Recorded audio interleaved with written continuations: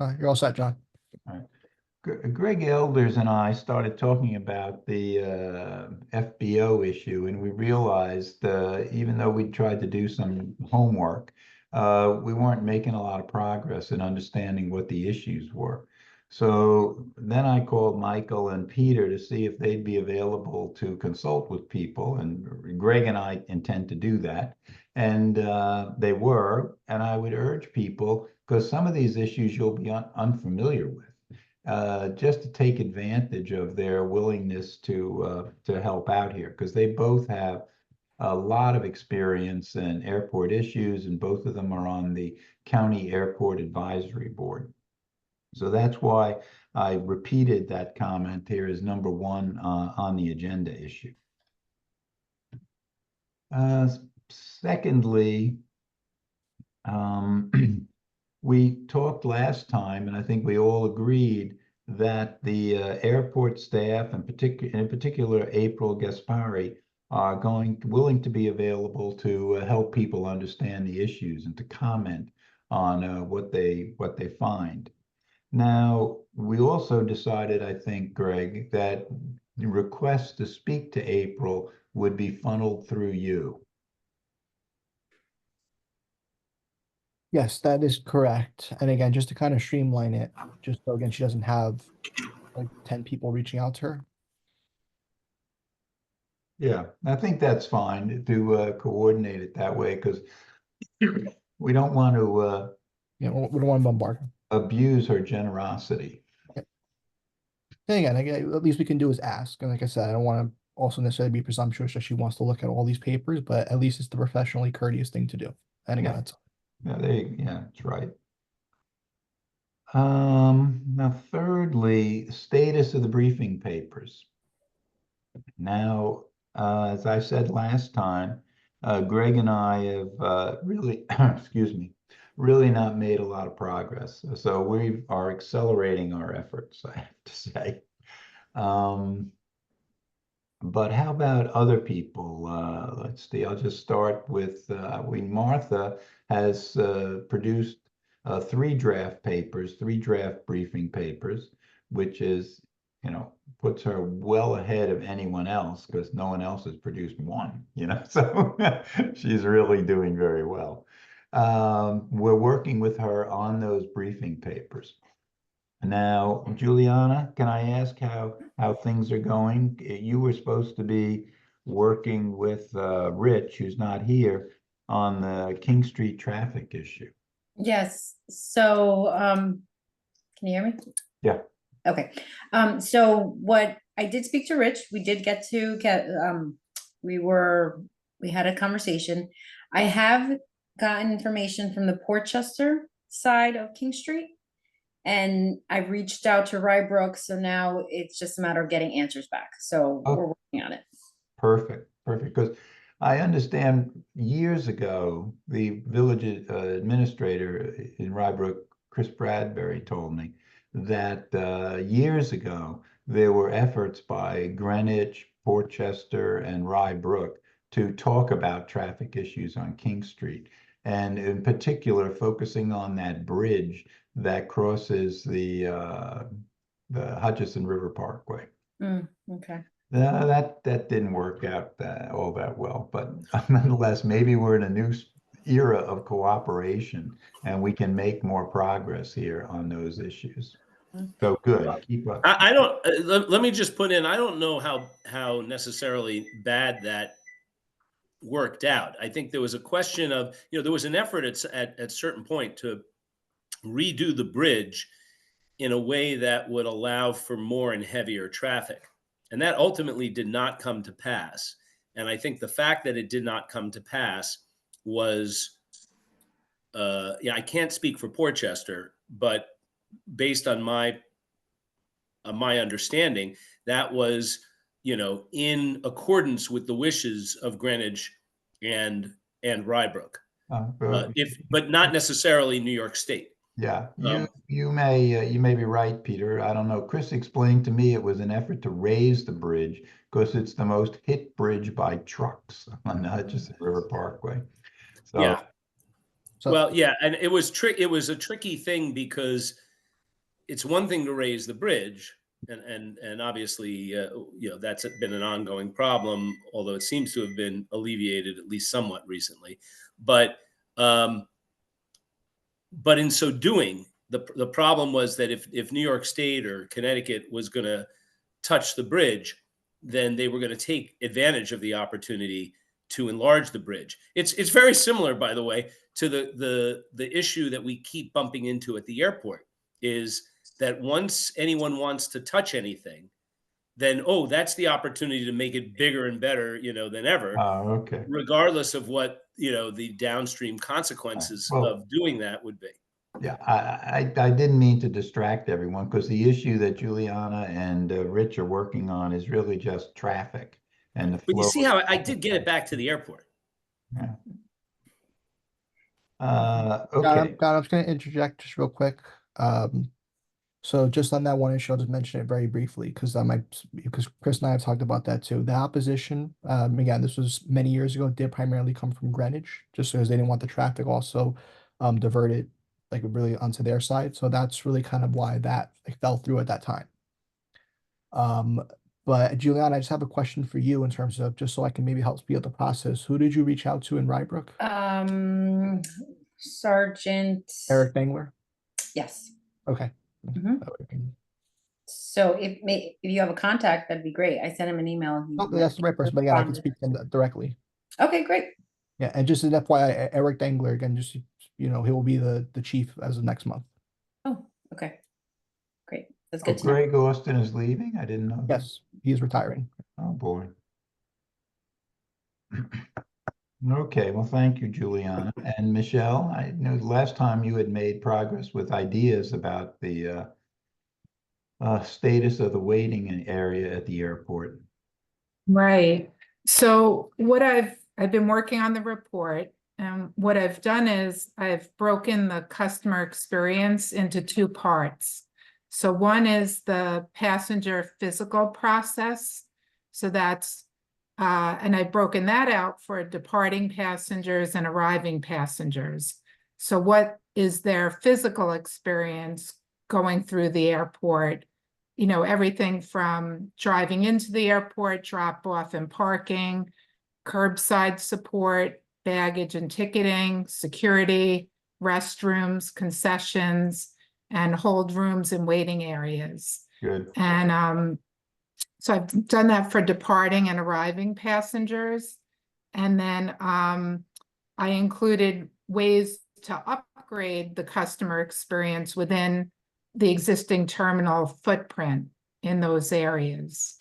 And then the second part is, first part's passenger physical process, second part, passenger emotional satisfaction. I don't know if we want to call it that, but that's what I was thinking it is. How satisfied the customer is as they're going through the process, and that it involves quality infrastructure, efficient processes, well-maintained facilities, the amenities, which I talked about last time, the lighting, the open spaces, the natural features, plants and water, artwork, music, and then services and amenities to focus on for traveler needs, like areas to de-stress, electrical outlets, charging stations, seating area, in the seating areas, desks and workstations with outlets, free Wi-Fi, things of that nature. Right. And then the signage, improving the signage, and then leveraging the sense of place with artwork and artifacts that I know we saw when we were walking around up hidden on the third floor, bringing that into a more prominent, space. So I'm making progress. I haven't heard from Larry. Larry was going to do the parking part. I don't know if anyone's heard from him on the status on that. Well, No. no, I have not. Maybe you drop Oh. an email. You have his email address? Yeah, I'll send him an email. Great, thank you. Now, Peter, let me ask you a question about what Michelle just said. the money to pay for those improvements would come from the airport users? That's correct. Well, that ought to make What, it, what does that mean? You're talking about the That means passengers? that there should not be any tax implications to county residents from anything that you're proposing. because they'll just incorporate it in, they'll be incorporated into what the airlines pay to use the terminal, right? Yeah, right. The airport generates plenty of revenue. The problem is not a lack of, between the money they raise through airport fee, various user fees that are baked in, under FAA regulations. They make money from selling the gas at the fuel at the airport. They make money from leases to all the private operators of different hangars, facilities, and private terminal facilities. And so as a result, historically, the problem has not been a lack of money at the airport to accomplish its ends. If anything, it's too much money rattling around at the airport, which results in projects being undertaken that don't necessarily take into account the surrounding community's needs and impacts. Yeah. So Michelle, you have the enviable task of proposing improvements that the citizens don't have to pay for. Right. So, so in terms of what I'm talking about, I mean, do you see any red flags in any of those things, or? I would say offhand, no, but I would say the one thing to always try to keep in mind is that we want the nicest possible airport that won't create pressures to grow it further. Oh, of course. And throughout the report, I'm saying with the existing footprint. So Right. all these changes, improvements, working within the existing footprint. Yeah, I'm just going to throw out, and I'm not trying to, rain on your parade at all. I'm just trying to provide perspective. So one issue is the one that you're focusing on right now, which is not to expand, not to expand the physical capacity of the airport, which is a slippery term that is frankly just not really well defined anywhere that I've ever been able to locate. So, but we have to err on the side of not doing anything that airlines could claim is expanding the physical capacity of the airport, because at a future date, they could use that argument to say that the limitations that were grandfathered in no longer apply because the airport no longer is no longer at that historical capacity, that same historical capacity that it was when those limitations were justified. Okay, so that's issue number one, and you're already on top of that. Issue number two is trying to walk the fine line between making the user experience at the airport, in particular the public passenger experience at the airport, more comfortable and pleasant, but at the same time not making it so wonderful that it creates this constituency for, oh, we want to use this airport more.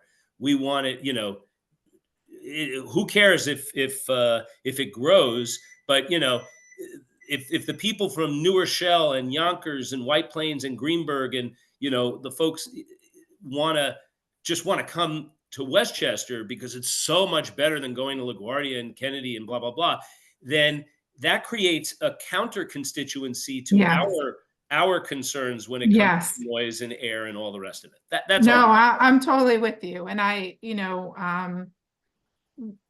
I'm taking a more minimalistic approach to this. So, I mean, I identified the different areas, but, small changes that could be made, to those areas that could, make a big improvement. I mean, I've been to the airport recently. There's no place to charge your phone. There's no place to work on a laptop, just having, I was next to a pregnant woman and who had a small baby, and she was struggling to nurse the baby, and, just small adjustments to be made but to still keep it, at its size, because we all want that. Yeah. Right. Okay, Seems like perfect. you've got the right instincts on this, Michelle, so.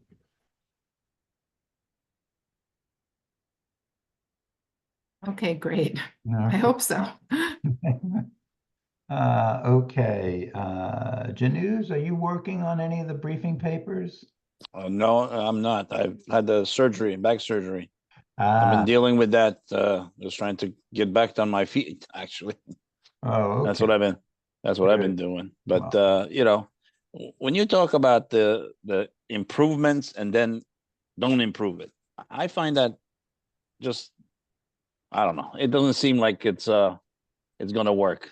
I know you're saying that you're gonna minimize minimally, but how do you try to make it more friendly, nicer for the customer, which is the passengers? I think they're the same word. And then trying to not improve it at all so that they don't like it.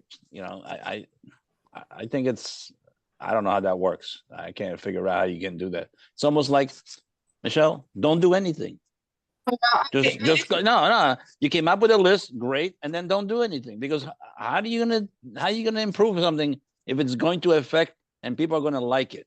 Well, it's because, Well, here's the I thing. just don't see that. I recently flew from Westchester County and flew back into LaGuardia, right? So night and day, the two experiences, right? So we're not trying to improve it, so it's like LaGuardia Airport. And I was thinking of that as I'm, working on this. So No, Peter, I okay. agree with you. We don't want to make it LaGuardia Airport, but there are small things we could do to make the experience better, right? So one of the things that the pregnant woman with the baby was complaining about, when you entered the airport, you entered through baggage claim, and then you had to walk alongside security and then to get to the ticketing. So, is there a way to have the door opened, by the ticketing area, so it's a easier flow and it's not so bottlenecked by, the baggage area? That's not like that's just an operational change. That's not changing the footprint and, making it like, oh my God, this airport's amazing, but it's just something to improve upon it. That's Yeah, one example I'm that is a saying. good one. And it's simple. The door is right there. There's a door right there. They used to have two doors. I mean, open, Right. not, they still have the two doors. They're just not open, like you say. But you were talking about a place for computers to workstations, a mom feeding location. All those places, as soon as you utilize them for that, that means you're taking space away from sitting. Well, one of So the that you things, can't have it both. That's what I'm saying. We want to keep it in the same footprint, no, I but understand that. And if I you've just see that been to possibility. As soon if as you put you've 10 been to the stations, second and third floor, they're so underutilized, the second and third floor of the airport. And Martha was on, and John and I took a little walk around when we were there, I and wanted to myself, but that's when I had the surgery. oh, So Yeah, I'm there, so my sorry. back went out. Yeah, But unfortunately, I couldn't go. right, so there, and that I mentioned that in the report, improving seating before and after security. Well, I'm not an architect, but I could say, well, let's look at utilizing the second and third floor, to help improve with that. Um, you know, and an architect would be able to, come up with a design, for a solution like that. But I think, that's like just a slight, change. I don't think, by doing that, all of a sudden, all these people who like to go to LaGuardia and they have the club rooms there and the, special services there, we're not going to be offering that, you know, we can Westchester compare, Airport. right? We can compare $3 billion investment in LaGuardia Airport to our little airport. I mean, that's $3 Right, billion. right. So, The They way have the I would space. put it is, the way I might put it is this. If the airport's too nice, then you start, getting a big constituency to use it. And that constituency could even drown us out. And ultimately, the big threat is that people say, we don't, we know that there are these limitations at the airport, but let's get rid of them and let it, grow bigger because it's such a great thing to have. And, sorry for the folks that are living nearby, but the greater good would be served if we just let the airport expand. And it's not, as a numbers game, it's certainly not impossible to imagine that happening from, the towns, that have greater population further away from the airport.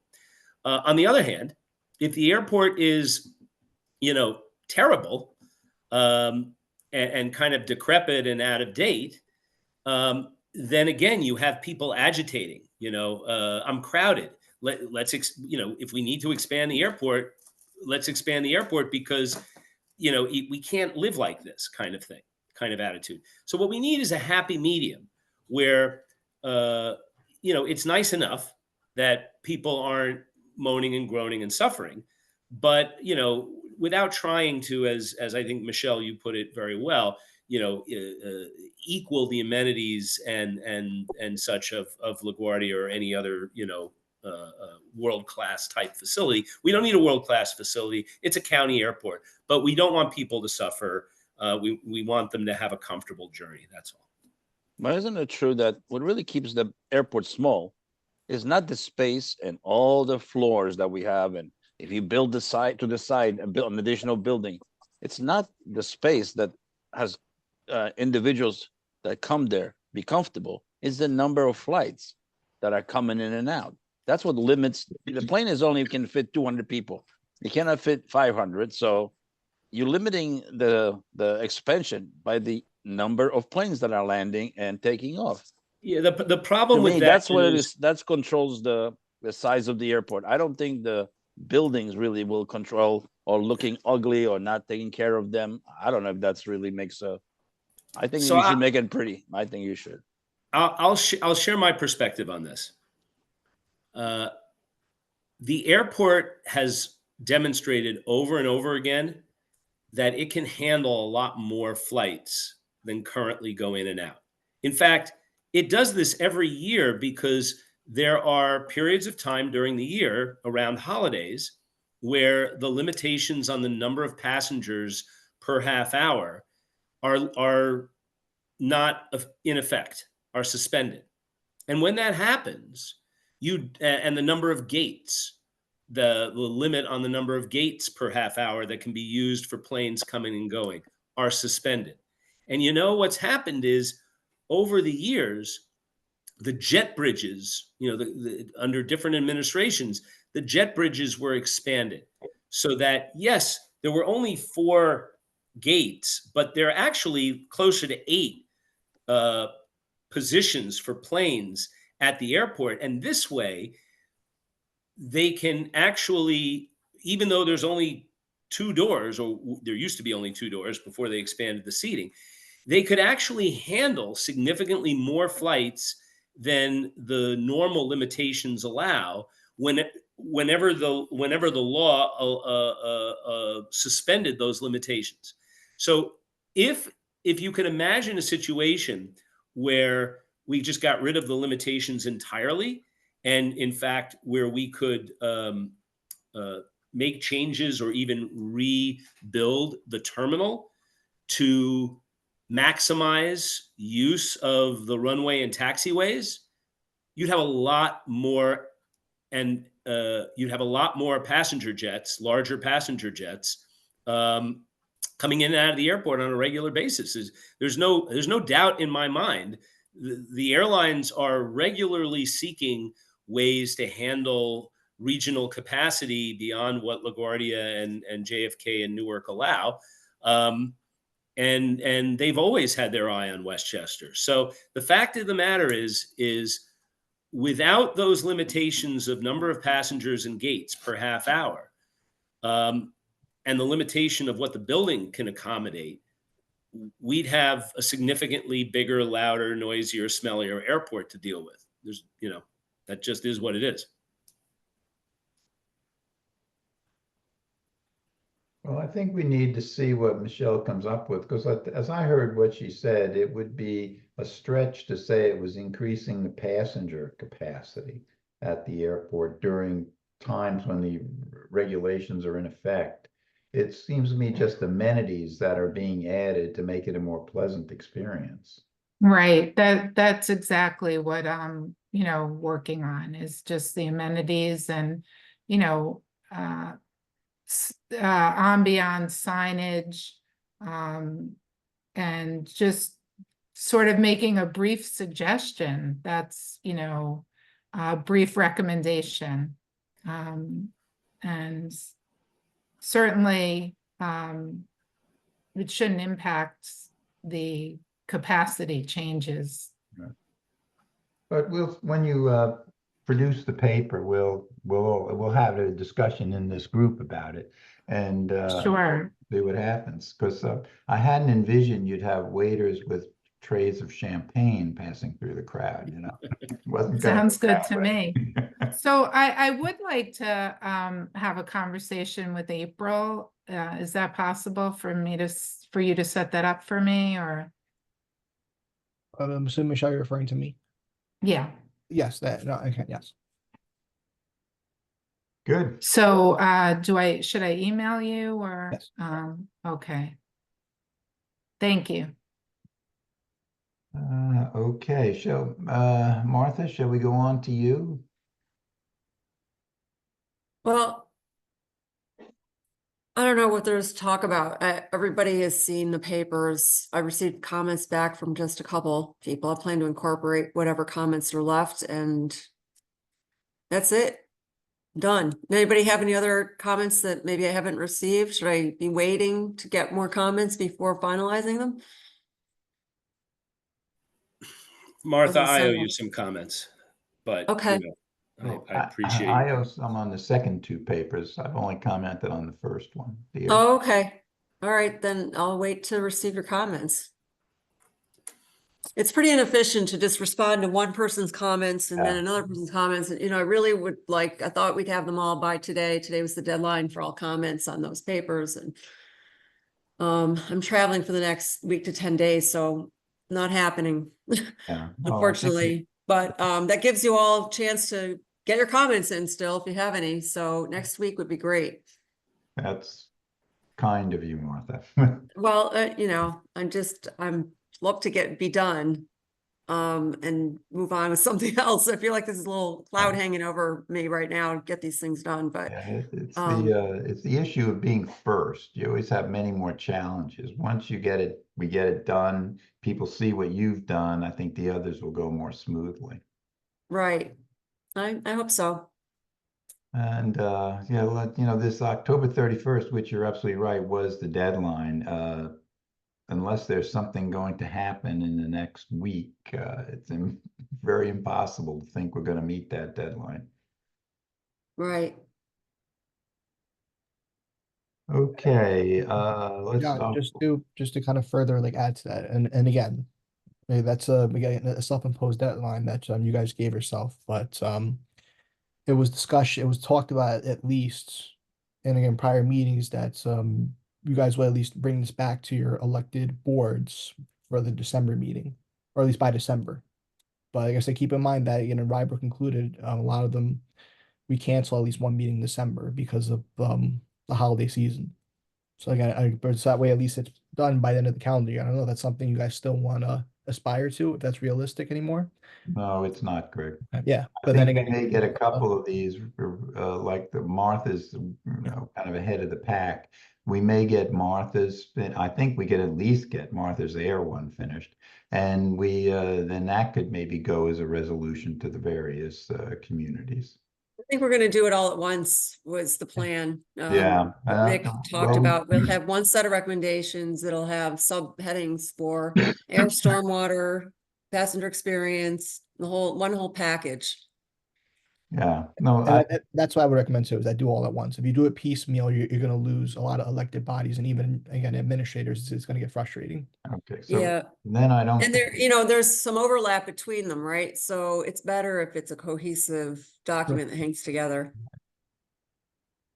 Well, I doubt we're in a position to get those all done by December to get them, put them You know, forward. and that's fine. But then with that being said, then what my recommendation to all of you then is that maybe not tonight because there's only half of us here, but then at some point you guys need to come up with a new timeline and try the best to at least adhere to that timeline. That way we at least remain on a schedule.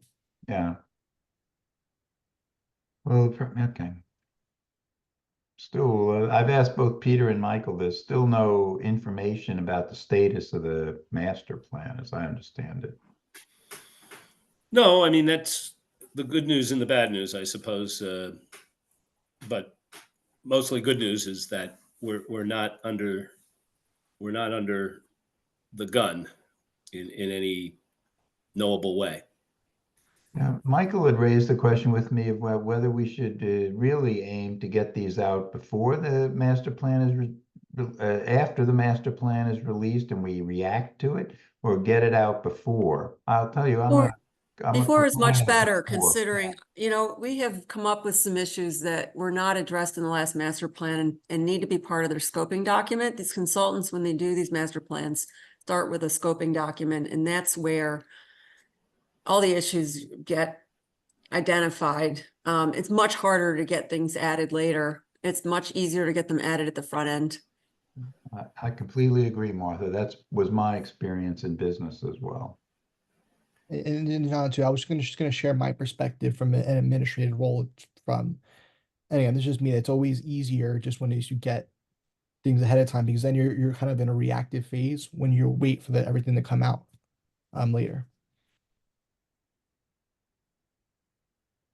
Right. I agree. All right, there we go. All right, so maybe let's see. I added this because we had a longish discussion in the last meeting about the role of the task force once the municipalities pass the proposed resolutions. Greg, you were going to see what Chris's views on that were. Did that happen? Just to give the honest answer, no. I know That's okay. there's a lot of things going on, but that is still something that is still on my radar to discuss. Now, Justin, and not that we haven't discussed it at all, we have, but just again very preliminary. But and he said as much at, well, it wasn't it wasn't really an executive meeting. He said it. I know some of you were here to hear what he said. That he does envision you guys, at least in his current recommendation as it stands now, to at least in some capacity, once all the recommendations are done, and once the master plan process again has been released, to sit down at the table with the relevant Westchester County stakeholders. Now, that's honestly the extent of it, what we've had. But again, that's something I definitely got to speak in more in depth in terms of, okay, once we get that far in terms of what our each individual roles in terms of you guys will be once we get to that step. Okay. I mean, I see some practical issues there, but let's see how it works out. It's a general, again, that's a general basic idea. Is it, as I said, is it really, has it been, is it really detailed yet? No, but at least that's what, and as he said as much, and what, based on just the very basic preliminary conversation I've had with him about it, again, he does that. Basically, point being is that this is not something where once you guys are submitted this, and you guys are done. So again, at least to keep you guys engaged in the process going forward. Okay, we'll figure out what the form of the engagement is. Exactly, and that's something we'll figure out. But at least you guys are just something that you can expect going forward. Okay. Remember, John, I think it was, well, 1 or 2 meetings ago, we were talking about the scope of things. And, you know, at some point, depending on the volume of recommendations and analysis that we produce, you know, it may also just not be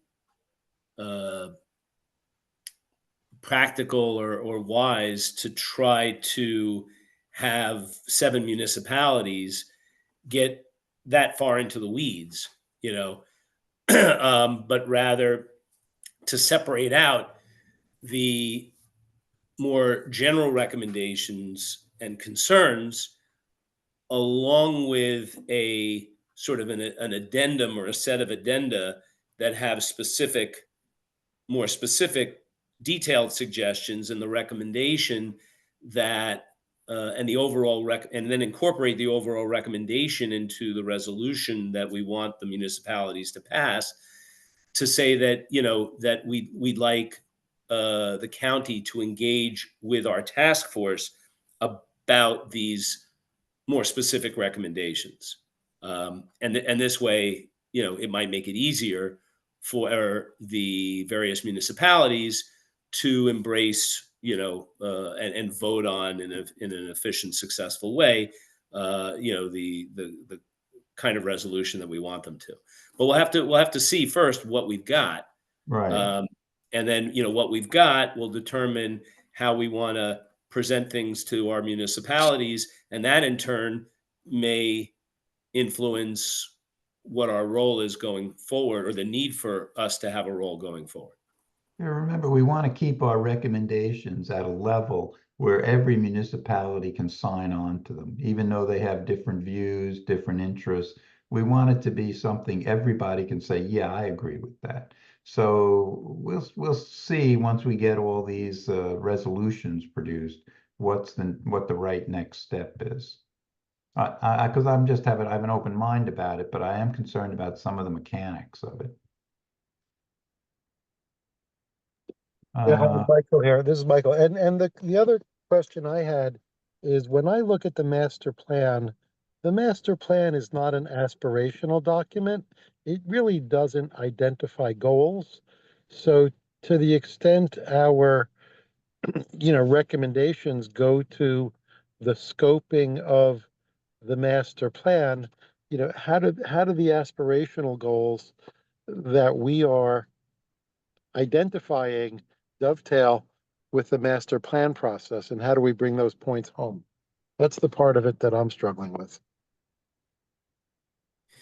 Well, I guess it raises the question of, can the master plan be more than it is? You know, in some cases, perhaps less than it is, but in other cases, more than it is. And, you know, to some extent, you know, that would require, you know, additional expertise and comparative analysis of different master plans, which, you know, I don't, again, feel that it's necessarily fair to put on us. But look, the worst case scenario is that we raise some issues that ultimately the county and its experts determine are just not suitable for a master plan. Does that mean we've wasted our time? I don't think so. yeah, As long as, number one, there's nothing in the master plan, you know, it helps avoid making sure that there's anything in the master plan that would make it any harder to reach those goals. And then number two, the county still has and would hopefully find a way to acknowledge the input from the communities. And one would hope that in a representative government like what we have, the combined weight of our communities would be sufficient that master plan or no, you know, inclusion or no inclusion in the master plan, these goals would find their way into county policymaking. well, that's the point I think I'm considering too, Peter, that the master plan to me isn't a straitjacket.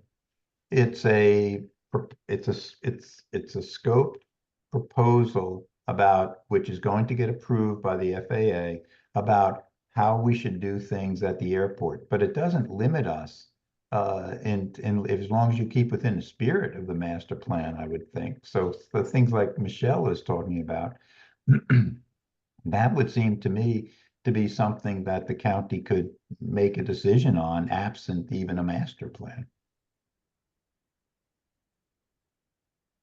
And it's just a question, I'm focused on what is, I mean, I've heard Michael's comment, but I don't know, the county should be aspirational about what it wants to achieve. That's my perspective. And the master plan may be a more technical document which sets out certain parameters and whatnot, but it doesn't mean within those parameters, the county government can't have other goals which those parameters allow it to achieve. Right. I agree with you, John. And I would also point out that the current master plan was put forth by a prior administration that, in my view, had little interest or sympathy with many of the goals that we're focused on here as communities in the vicinity of the airport. So the fact that things are not in the current master plan, I don't think we can assume that that means they don't belong in any master plan. Um, it doesn't follow. It might be the case with some, at least some of these. There may be even a sympathetic county government might have an argument to make that X, Y, or Z is not appropriate as part of a master plan. But again, the larger definition of a master plan is a visioning statement or a visioning document. And so it's still appropriate for us as communities to say we want, X, Y, or Z to be part of the vision, part of the plan, whether it gets incorporated into this particular document or not. But to me, that sounds like a natural function of the local municipalities. Yeah. All right, well, we'll have to tie it together. Yeah, let's see. Okay, so Michael, any further comments? No, I think I'm gonna work with Rich on the noise report. So I've started doing some research on that topic to organize my thoughts on it. And I know Rich is in LA now, and his paternity leave is over, so his time availability is limited, but we'll put it together. Yeah, and I think Martha, one of your papers concerns noise as well, right? Oh, no, No, sorry, water management, sorry, got it confused, sorry. I didn't do noise. Yeah, you No, she has air water and, pollution. yes, Yeah, Martha did air and then pollution, the yeah. water you divided into two, storm retention and Stormwater and groundwater. groundwater, right, okay. Right. We have a high bar to try to meet to meet the standard that Martha has set for all of us, so. But Well, it thank you really for wasn't setting the that hard. standard, Martha. And, Well, those topics, there's a lot of information out there, and it was just a matter of, kind of pulling it all together. And some of these other topics, the experience, Michelle's topic it's hard because you kind of have to, it sort of has to be, built from scratch. I haven't seen a document that's described the passenger experience. Maybe there is one. Has there been one that ever done on that topic before? By the advisory board or anybody else? Not that I'm I aware haven't of. seen that. Yeah, so it's great that we're spending some time thinking about it. Yeah. I think it's probably overdue. Mine was easier in the sense that, I was just pulling together information from various existing sources, but on topics like that, there's really, starting from scratch, there's really nothing in existence, so. Yeah, and it's so subjective and, based on each individual experience to be able to sum it up in one place is challenging, yeah. Yeah, but Look, I think you can benchmark it to some of the amenities that are available in most airports now, like outlets for charging your phone. Accessible outlets for charging, a place to get something to eat besides, our little area there. And we talked about, somebody said, well, there's really only so much you can do in the building. The simple thing would be to add an elevator in that space in the corner that goes up to, past TSA, that goes up to the restaurant. So you could actually use the restaurant post TSA. Right? There are little teeny things that would really expand the usability of the space that's there with very simple changes. Yeah, yeah, and you see keep the in mind, by nursing the way, that if kiosks in other you know, airports. just keep in mind that if you can use the airport, if you can use the restaurant post TSA, then you cannot use it pre TSA. Right. So, But it would be yeah. a choice. That's a choice, but I guarantee you'd have a lot more usage if it was post TSA. You have a captive audience there, literally. People come Yeah. early, an hour early, and they want to get a bite to eat. Where are they going to go? That would be it. I'm with you. Yeah. Look, I think we need to appreciate what we're attempting to do here. I mean, you Right. could easily envision that we're being quite ambitious and aspirational ourselves in the kind of feedback that we're aiming to give the county. It would be, I think, quite understandable if a group like ours basically sat down and said, we think traffic management needs to be better. We think air pollution monitoring needs to be and mitigation needs to be better. We think noise needs to be better. We think airport amenities need to be better.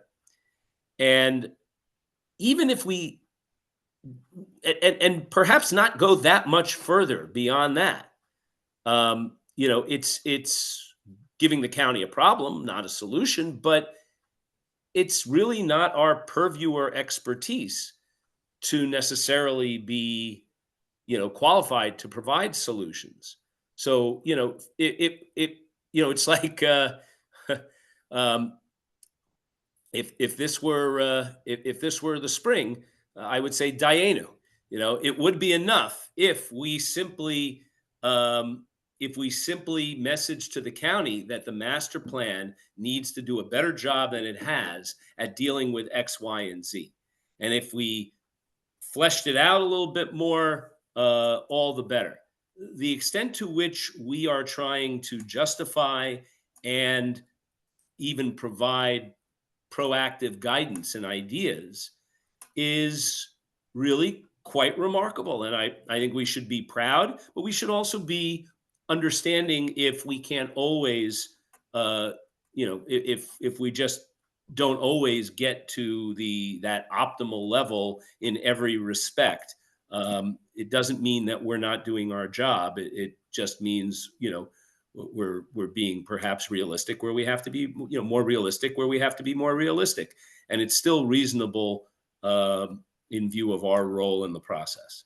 I mean, I think the whole the way I think about this is, and I think Martha's paper on air pollution is a good example. We desire certain things to occur. And this is a simple statement about what we want. We're not telling them how to achieve what we want, because that's their job. We're just saying this is what we want as the people who live around the airport. Okay. Thank you, John and Mike. All right. Thanks, Does anyone else have any comments before we sign off? Do we have another meeting? Is there another date for our That's next meeting? exactly a good one, Michael. That's what I was about to mention myself. But Yeah. before you go at the one thing I do want to mention that Chris asked me to pass along. So some good news coming down the works is that Chris, again, as well as the village manager of Port Chester and city manager of Rye, again, are looking like, I mean, it's not finalized yet, but hopefully they'll have it resolved by January for the airport to start paying for EMS services. Oh, good. Great. Yeah, Oh, so that's great. yeah, so again, they're still working out the details, but they're hoping to have it wrapped up again by January. Okay. But it's proof that the work that you guys are doing is important, because again, Perfect. Chris's own words, this recommendation was a huge help towards that. That's great. Oh, that's wonderful to hear. Yeah, that's good to hear. Okay, so Greg, you're gonna circulate another survey for our next meeting? Is that how we're gonna do it? Yes, but I will. But the only thing I need before I sign off is just like a week to. Yeah, let's pick the week. Well, we have Thanksgiving coming up, right? So we have to Yeah. be mindful of that. How about the week of the 18th, which is the week before Thanksgiving? How do people feel about that? Well, Wednesday, there's an airport meeting, so that's not gonna work, right? For Peter and I, at least. Okay. what he said. Otherwise, it's theoretically okay with me. Yeah, then there's Monday, Tuesday, Thursday, of course, so Right, we just have to stay away from Wednesday. yeah.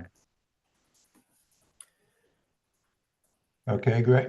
Anybody else have any issues with that week or that we All know? those dates work for me. Okay, Just one other thing that I need to mention about me, just so is FYI for everybody here. So I will be getting surgery in my left foot November 20th. So it's being I'll still be reachable, but I'll just be out of the office for like a week and a half. okay. To start Good November luck with 20th. that. Yeah, that's fine. Sorry to hear it. Good luck. It is what it is. It's fine. But even if we have a meeting like that Thursday, it's actually fine. I'll just because I'll be home all day, so it actually will break up my day if we do, if that ends up being the case. But he'll be on painkillers, so Yeah. he'll be. It's Be entertaining. it's a surgery. It's a follow-up. I got my right foot done in January, so this is the beginning of my my left foot one foot done. So it's not something that I already haven't been through. Good luck with it. Thank you. Okay. So you'll send out the doodle poll? I'll Excellent. still have to do a poll for yes, November, the week of the 18th. Okay, thanks, Greg. Thanks, everybody. Thank you all. Okay, Night. talk to you. Martha, I just want to say that I like your kitchen decor. That it reminds me. Don't hang on.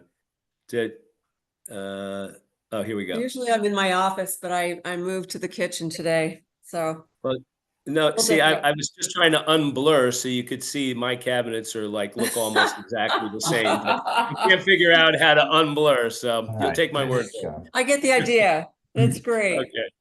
All Anyway, right. take care. Thanks, Okay. everybody. Thank you again. Bye.